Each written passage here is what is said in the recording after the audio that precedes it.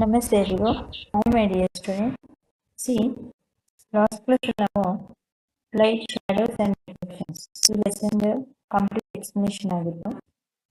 ಈ lesson exercise question and answers solve ಮಾಡೋಣ. ಒಂದಷ್ಟು homework questions ನಿಮಗೆ lesson ಮಧ್ಯಾಹ್ನ ಕೊಟ್ಟಿರ್ತೀನಿ.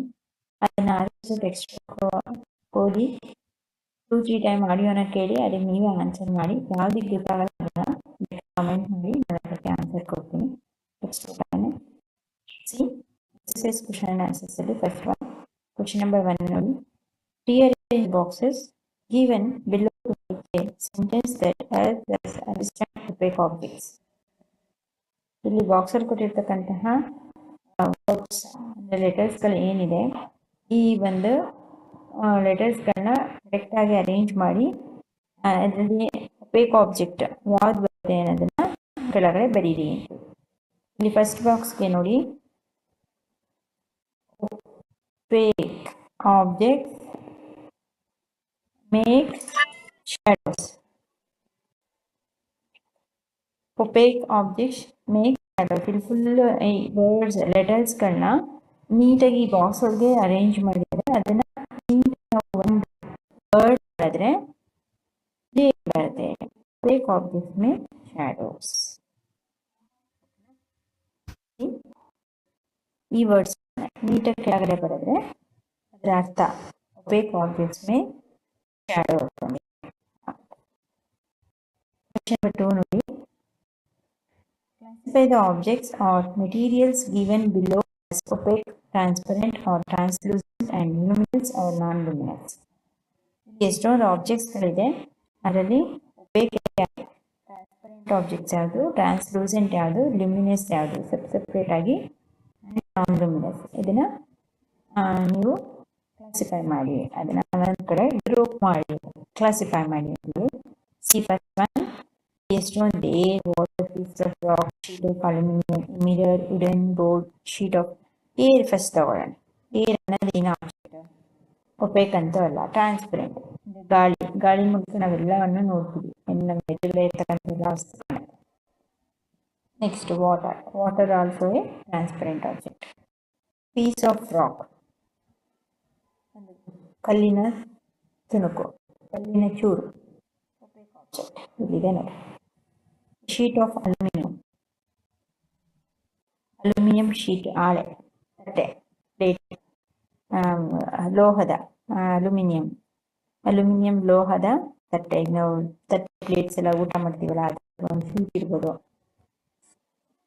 ಸ್ಟೀಲ್ಸ್ ಪ್ಲೇಟ್ ಆ ಥರದ್ದು. ಮಿರರ್ ಏನು, ಒಪೇಕ್ ಆಬ್ಜೆಕ್ಟ್, ಕನ್ನಡಿ. ಎ ವುಡನ್ ಬೋರ್ಡ್, ಮರದ ಬೋರ್ಡ್, ಅದು ಸಹ OPEC object. Sheet of sheet ಇಂತಹ ಆಬ್ಜೆಕ್ಟ್ ಇದು ಟ್ರಾನ್ಸ್ಲೂಸೆಂಟ್, ಅಂದ್ರೆ ಸ್ವಲ್ಪ ಮೊಬ್ಬಾಗಿರುತ್ತೆ. ಪಾಲಿಥೀನ್ ಕವರ್, ಪ್ಲಾಸ್ಟಿಕ್ ಕವರ್ ಇರುತ್ತಲ್ಲ, ಅದ್ರ ಶೀಟ್. ಎ ಸಿಡಿ ನೋಡಿ, ನಾನ್ ಲುಮಿನಸ್, ಹೊಳೆಯಲಾದು. ಅಂದ್ರೆ ಲುಮಿನಸ್ ಅಂದ್ರೆ ಹೊಳೆಯುವ ಆಬ್ಜೆಕ್ಟ್ಗಳು, ನಾನ್ ಲುಮಿನಸ್ ಅಂದ್ರೆ ಹೊಳೆಯದಿರುವ ವಸ್ತುಗಳು. ಸಿಡಿ ನಾನ್ ಲುಮಿನಸ್.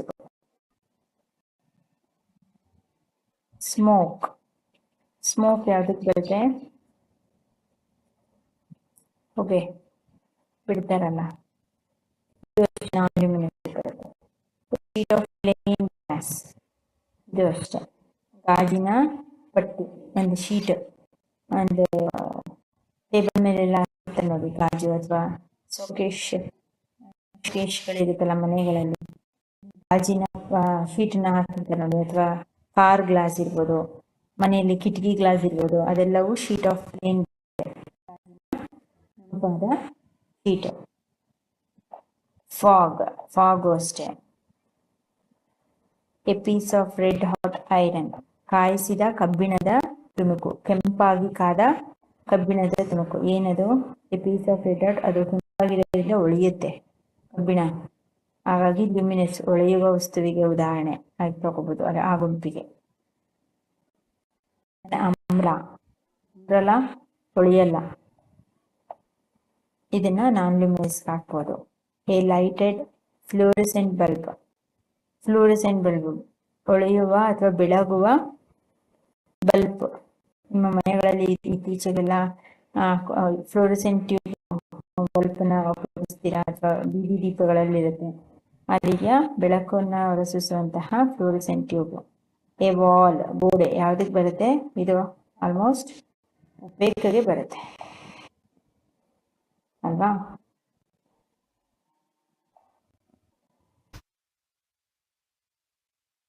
ಲೈಟ್ ಫ್ಲೋರೆಸೆಂಟ್ ಟ್ಯೂಬ್ ನೋಡಿ, ಲ್ಯೂಮಿನಸ್ ಒಳೆಯುವ ವಸ್ತುನೂ ಆಗುತ್ತೆ, ಒಪೇಕ್ ಆಬ್ಜೆಕ್ಟ್ ಅಪಾರದರ್ಶಕ ವಸ್ತುನೂ ಆಗುತ್ತೆ. ಅಂಬ್ರೆಲಾ ಅಪಾರದರ್ಶಕ ವಸ್ತು ಮತ್ತು ಒಳೆಯದಿರುವುದು ಎರಡಕ್ಕೂ ಆಗುತ್ತೆ. ಅದೇ ರೀತಿ piece of red hot iron, ಕೆಂಪಾಗಿ ಕಾದ ಕಬ್ಬಿಣದ ತುಣುಕು, ಅದು ಅಪಾರದರ್ಶಕ ವಸ್ತುನೂ ಹೌದು ಮತ್ತೆ ಲ್ಯೂಮಿನಸ್ ಆಬ್ಜೆಕ್ಟ್ ಹೌದು.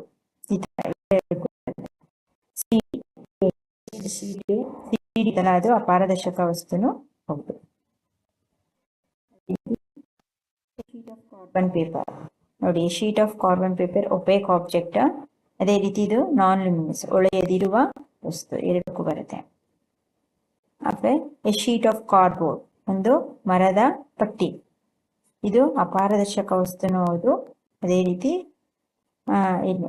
ನಾನ್ ಲ್ಯೂಮಿನಸ್ ಒಳೆಯದಿರುವ ವಸ್ತುನೂ ಹೌದು, ಅಪಾರದರ್ಶಕ ವಸ್ತುನೂ ಹೌದು. Sheet of carbon. Lighted torch, lighted torch ಅಂದ್ರೆ ಟಾರ್ಚ್ ಬಿಡ್ತಾರಲ್ಲ, ಬೆಳಕನ್ನ ಟಾರ್ಚ್, ಲ್ಯೂಮಿನಸ್ ಒಳೆಯುವ object. Sheet of cell phone, cell phone sheet, ಹಾಳೆ, ಸೆಲ್ ಫೋನ್ನ ಹಾಳೆ ಯಾವುದಕ್ಕೆ ಬರುತ್ತೆ? ವಸ್ತುವಿಗೆ ಬರುತ್ತೆ. ತಂತಿ, ಮಿಶ್, ಬಲೆ, ಬಲೆ ಬರುತ್ತಲ್ಲ, ಅಂದ್ರೆ ಬಲೆ ರೀತಿ ವೈರ್, ಅದು ನಾನ್ ಲ್ಯೂಮಿನಸ್ಗೆ ಬರುತ್ತೆ. ಎ ವೈರ್ ಆಫ್ ಮೆಶ್ ಒಳ್ಳೆಯದಿರುವಂತಹ ವಸ್ತು. ಕೆರೋಸಿನ್ ಸ್ಟವ್, ಸೀಮೆ ಎಣ್ಣೆ ಸ್ಟವ್. ಸೀಮೆ ಎಣ್ಣೆ ಇತ್ತೀಚೆಗಿನ ಈ ಸ್ಟವ್, ನಮ್ಮ ಗ್ಯಾಸ್ ಸ್ಟವ್ ಹೇಗಿರುತ್ತೋ ಅದೇ ರೀತಿ ಅಂದ್ರೆ ಆ ಥರ ಇರ್ತಿಲ್ಲ, ಪಕ್ಕದಲ್ಲಿ ಟ್ಯಾಂಕ್ ಇರ್ತಾ ಇತ್ತು, ಅದ್ರಲ್ಲಿ ಸೀಮೆ ಎಣ್ಣೆ ತುಂಬಿಕೊಂಡು ಲೆಫ್ಟ್ ಸೈಡ್ ಅಲ್ಲಿ ಸ್ಟವ್ ಇರ್ತಾ ಇತ್ತು, ಅದನ್ನ ಯೂಸ್ ಮಾಡಿಕೊಂಡು ಹೊಳೆಯನ್ನ ಉಪಯೋಗಿಸ್ತಾ ಇದ್ರು. ಸೀಮೆ ಎಣ್ಣೆ ಹೊಳೆ ಅಂತ. ಕೆರೋಸಿನ್ ಸ್ಟವ್ ನಾನ್ ಲ್ಯೂಮಿನಸ್ ಸ್ಟವ್ ಅಷ್ಟೇ, ಅದರಿಂದ ಬರೋ ಬೆಂಕಿ ಆಗಿದ್ರೆ ಲ್ಯೂಮಿನಸ್ ಹಾಕ್ಬೋದು. ಸ್ಟವ್ ಹೊಳೆಯದಿರುವ ವಸ್ತುವಿಗೆ ಬರುತ್ತೆ. ಹಾಗೆ ಅದೊಂದು ಅಪಾರದರ್ಶಕ ವಸ್ತು ಕೆರೋಸಿನ್ ಸ್ಟವ್. ಹಾಗೆ ಲೈಟೆಡ್ ಟಾರ್ಚ್, ಬೆಳಕನ್ನ ಉಂಟು ಮಾಡುವಂತ ಟಾರ್ಚ್ ಸಹ ಅಪಾರದರ್ಶಕ ವಸ್ತು. ಸನ್, ಸೂರ್ಯ, ಎಲ್ರಿಗೂ ಗೊತ್ತು ಲ್ಯೂಮಿನಸ್ ಉಳಿಯುತ್ತೆ, ಎಷ್ಟು ಪ್ರಕಾಶಮಾನವಾದ ಕಿರಣಗಳನ್ನ ಹೊರಸೂಸುತ್ತೆ. ಫೈರ್ ಫ್ಲೇಮ್, ಬೆಂಕಿ ಜ್ವಾಲೆ, ಅದು ಲ್ಯೂಮಿನಸ್ ಉಳಿಯುತ್ತೆ, ಅದರಲ್ಲಿ ಬೆಳಕನ್ನ ಮಾಡುತ್ತೆ ಅಲ್ವಾ, ಫೈರ್ ಫ್ಲೇಮ್. ಇನ್ನು ಲಾಸ್ಟ್ ಒನ್ ಮೂನ್, ಚಂದ್ರ, ಯಾವ್ದಕ್ಕೆ ಬರುತ್ತೆ? ಮೂನು ಫೈರ್ ಫ್ಲೇಮ್ ನೋಡಿ, ಇದು ನಾನ್ ಒಪೇಕ್ಗೂ ಬರುತ್ತೆ ಅಂಡ್ ಮೂನು ಸಹ ಒಪೇಕ್ಗೂ, ಇವೆರಡು ಸಹ ಅಪಾರದರ್ಶಕ ವಸ್ತುಗಳು, ಚಂದ್ರ ಮತ್ತೆ ಬೆಂಕಿ ಜ್ವಾಲೆ. ಅಲ್ಲಿಗೆ ಎಲ್ಲವೂ ಸಹ ಕವರ್ ಆಯ್ತು ಅಲ್ವಾ? ಇಲ್ಲಿ ಕೊಟ್ಟಿರ್ತಕ್ಕಂಥ ಎಲ್ಲ ಆಬ್ಜೆಕ್ಟ್ಸ್ಗಳನ್ನು opaque, transparent and translucent, luminous and non luminous ಆಗಿ ಗ್ರೂಪ್ ಮಾಡಿದ್ವಿ. ಇಲ್ಲಿ ನೋಡಿ, ಇಲ್ಲಿ ಎರಡು ಬಿಟ್ವಿ. ಸೆಲ್ ಫೋನು ಇದು ಟ್ರಾನ್ಸ್ಲೂಸೆಂಟ್, ಸ್ವಲ್ಪ ಅದು ಪ್ಲಾಸ್ಟಿಕ್ ಪೇಪರ್ ತರ ಮೊಬ್ಬಾಗಿ ಕಾಣುತ್ತೆ, ಅದರಿಂದ ನೋಡಿದ್ರೆ. ವೈರ್ ಆಫ್ ಮೆಶ್, ನೆಟ್ ಬರುತ್ತಲ್ಲ, ನೆಟ್ಟಲ್ಲೂ ಅಷ್ಟೇ, ಈ ವಾಲಿಬಾಲ್ ಆಡೋ ನೆಟ್ ಇರ್ಬೋದು ಅಥವಾ ಸೊಳ್ಳೆ ಪದ ಇರ್ಬೋದು, ಇದು ಒಂದು ನಾನ್ ಲೂಮಿನಸ್ ಒಳೆಯದಿರುವ ಆಬ್ಜೆಕ್ಟು ಹೌದು, ವೈರ್ ಆಫ್ ಮೆಶ್. ಹಾಗೆ ಇದೊಂದು ಟ್ರಾನ್ಸ್ಲೂಸೆಂಟ್ ಆಬ್ಜೆಕ್ಟ್ ಹೌದು, ಸ್ವಲ್ಪ ಅರ್ಧಂಬರ್ಧ ಮೊಬ್ಬಾಗಿ ಆ ನೆಟ್ ಮೆಶ್ ಮೂಲಕ, ಬಲೆಯ ಮೂಲಕ ನಾವು ನೋಡ್ಬೋದು. ಆಯ್ತಾ? ಇದಿಷ್ಟು ಕ್ವಶನ್ ನಂಬರ್ 2 ಕ್ಲಾಸಿಫೈ. ಈ ರೀತಿ ಬೇಕಾದ್ರೆ ನೀವು ಮಾಡ್ಕೊಳ್ಳಿ, ಇಲ್ಲ ಅಂದ್ರೆ ನೀವು ಈ ತರ ಬಾಕ್ಸ್ ಹಾಕೊಂಡ್ಬಿಡಿ.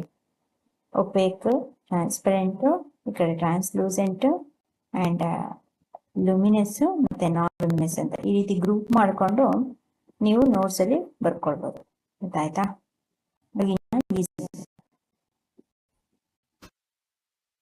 ಕ್ವಶನ್ ನೋಡಿ, ಕ್ವಶನ್ ನಂಬರ್ 3 ನೋಡಿ. Can you think of creating a shape that would give a circular shadow if held in one way and a rectangular shadow if held in another way.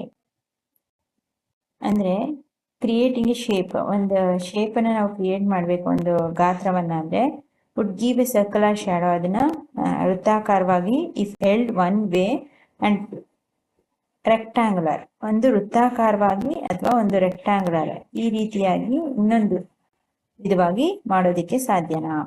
ಒಂದು ಶೀಟ್ನ ತಗೊಂಡ್ರೆ ಈ ರೀತಿಯಾಗಿ ಮಾಡ್ಬೋದು ಅಥವಾ ಈ ರೀತಿಯಾಗಿ ಮಾಡೋದಕ್ಕೆ ಸಾಧ್ಯನಾ?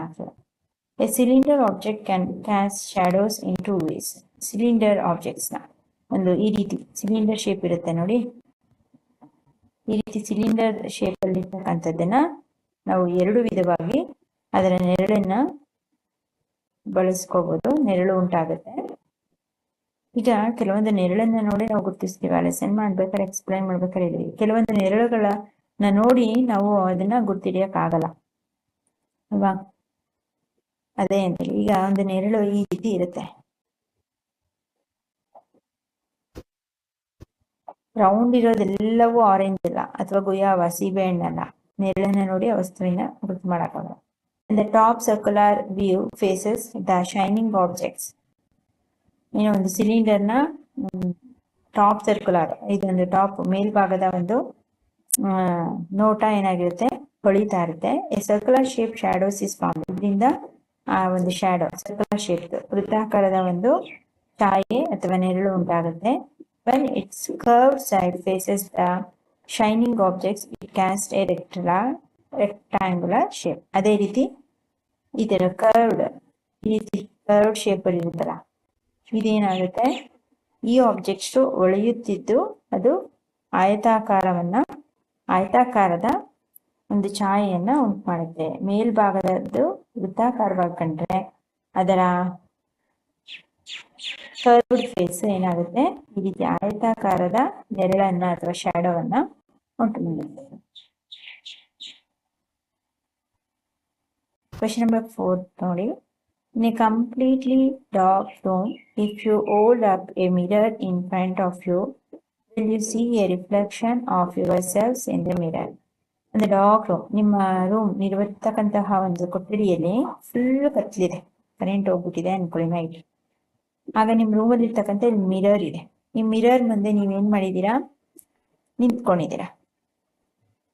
ಆಗ ನಿಮ್ದು ನೆರಳು ಅಥವಾ ಛಾಯೆ ಅಥವಾ ನಿಮ್ಮ ಇಮೇಜ್ ಬಿಂಬ ಕಾಣಿಸುತ್ತಾ?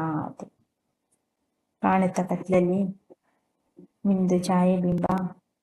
No. To see the reflection ಕಾಣಲ್ಲ. ಟು ಸಿ ದ ರಿಫ್ಲೆಕ್ಷನ್ಸ್ ಅಂದ್ರೆ ಪ್ರತಿಬಿಂಬ. Source of light is required. ಯಾವುದೇ ಒಂದು ವಸ್ತುವಿನ ಪ್ರತಿಬಿಂಬ ಕಾಣಬೇಕು ಅಂದ್ರೆ ಅದಕ್ಕೆ ಏನ್ ಬೇಕು? ಸೋರ್ಸ್ ಆಫ್ ಲೈಟ್, ಬೆಳಕಿನ ಅವಶ್ಯಕತೆ, ಬೆಳಕಿನ ಅಗತ್ಯ ಇದೆ. We can see only in the presence of light. ನಾವು ಯಾವುದೇ ಒಂದು ವಸ್ತುವಿನ ಪ್ರತಿಬಿಂಬ ಕಾಣಬೇಕು ಅಂದ್ರೆ ಅದಕ್ಕೆ ಏನ್ ಬೇಕು? ಬೆಳಕು ತುಂಬಾ ಮುಖ್ಯ ಆಗುತ್ತೆ. ಬೆಳಕು ಇದ್ದಲ್ಲಿ ಮಾತ್ರ ಪ್ರತಿಬಿಂಬ ಉಂಟಾಗುತ್ತೆ. ಇದಿಷ್ಟು ಈ ಲೆಸನ್ ನ complete question and answers exercise. Only 4 question and answers ಇದೆ. ಇದನ್ನ ನೋಟ್ಸ್ ಹಾಕೊಳ್ಳಿ. ಅದ್ರ ಜೊತೆ ಏನ್ ಮಾಡಿ, ನಾನು ಲೆಸನ್ ಮಾಡಬೇಕಾದ್ರೆ ಹೋಮ್ವರ್ಕ್ ಕ್ವೆಶ್ಚನ್ಸ್ ಕೊಟ್ಟಿರ್ತೀನಿ, ಅದನ್ನು ಅಡಿಷನ್ ಕ್ವೆಶ್ಚನ್ ಅಂಡ್ ಆನ್ಸರ್ಸ್ ಅಂತ ಬರ್ಕೊಂಡು ನೋಟ್ಸ್ ಹಾಕೊಳ್ಳಿ. ಅಂಡ್ ಆದಷ್ಟು ವಿಡಿಯೋಸ್ನ ಇಂಗ್ಲಿಷ್ ಮೀಡಿಯಂ ಮತ್ತೆ ಕನ್ನಡ ಮೀಡಿಯಂ ಎಲ್ಲ ಸ್ಟೂಡೆಂಟ್ಸ್ಗೂ ನಿಮ್ಮ ಫ್ರೆಂಡ್ಸ್ಗಳಿಗೆ ಶೇರ್ ಮಾಡಿ. ಯಾಕೆಂದ್ರೆ ಸೈನ್ಸ್ ಅನ್ನೋದು ಸ್ವಲ್ಪ ಟಫ್ ಇರುತ್ತೆ. ಇಂಗ್ಲಿಷ್ ಮೀಡಿಯಂ ಅವರು ಅರ್ಥ ಮಾಡ್ಕೊಂಡ್ರೆ ಅವ್ರ ವರ್ಡ್ಸ್ನ ಅರೇಂಜ್ ಮಾಡ್ಕೋಬೋದು ಇಂಗ್ಲೀಷಲ್ಲಿ. ಹಾಗಾಗಿ ಆಯ್ತಾ? ಓಕೆ ಮಾಡಿ ಸ್ಟೂಡೆಂಟ್ 2 or 3 ಟೈಮ್ ಆಡಿಯೋಸ್ ಕೇಳಿ ಈ ಲೆಸನ್ ಕಂಪ್ಲೀಟ್ ವಿಡಿಯೋಗೆ ಪ್ಲೇ ಲಿಸ್ಟ್ ಚೆಕ್ ಮಾಡಿ. ಆಗ ನಿಮ್ಗೆ ಒಂದು lesson complete explanation and question and answers complete video ಸಿಗುತ್ತೆ.